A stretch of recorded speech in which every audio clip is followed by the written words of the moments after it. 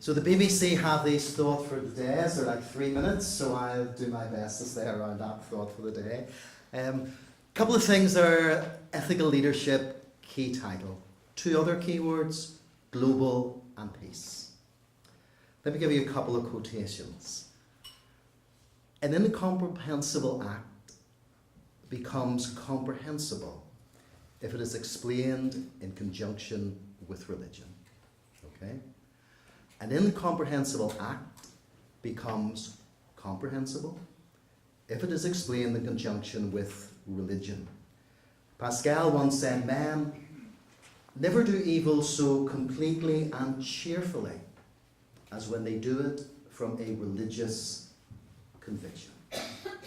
So I said in my seminar yesterday, this world is plagued with what I call toxic theology or toxic religion. So I think one of the key questions for us as ethical leaders is how we do transforming theology or transforming religion. So we want to do 2 sides. It's kind of toxic theology versus transforming theology. There's a question, what does that look like?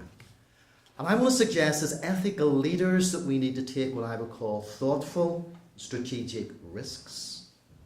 Why do we need to do that?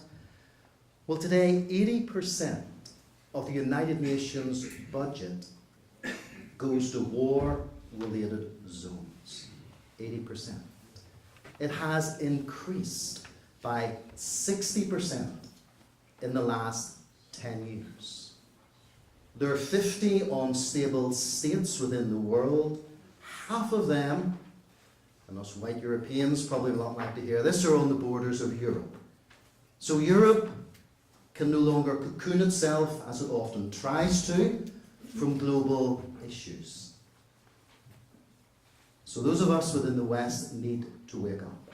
Another statistic I mentioned yesterday is that us Westerners are obsessed with security. And I'm arguing strongly that security is important, but it's only one wing of the bird. There's another wing entitled education. At the moment in southern Lebanon, there are millions of refugees. 1 million of them are under the age of 10.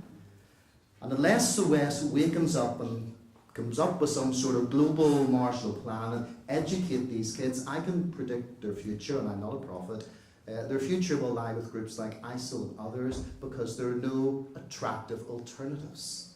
And I've often suggested that religious leaders need to be about presenting attractive alternatives. And actually one of the key roles of what we do. Whereas as many of us know as religious leaders, we have this ability within our mosques, our synagogues and our churches to have what I call a fortress door mentality. As long as my own little tribe is okay, we'll just leave it there.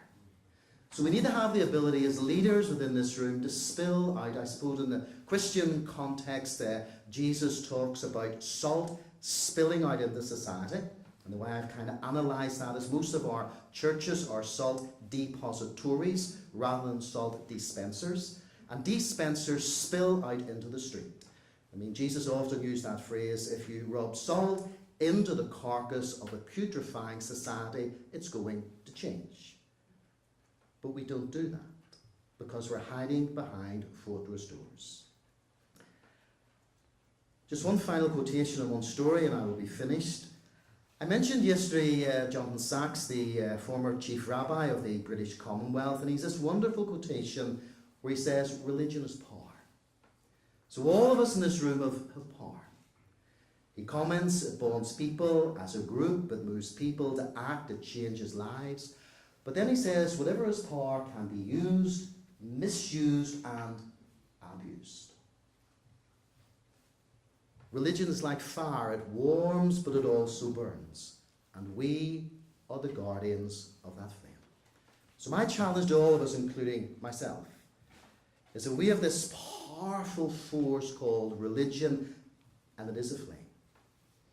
Are we going to warm people with it? Or are we going to burn people with it?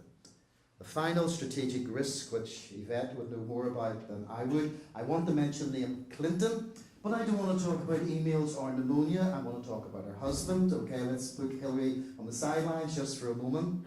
My community, the Protestant Unionist Loyalist community, to use a Northern Ireland phrase, went ballistic when Clinton gave Gerry Adams a visa to visit the United States.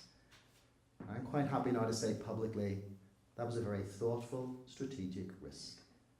And I'm glad he did it, because it opened up the way for republicanism to come out of their cocoon and to engage with the wider world, to have more influence.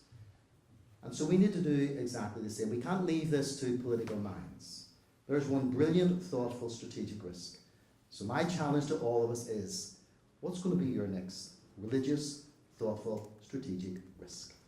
Okay.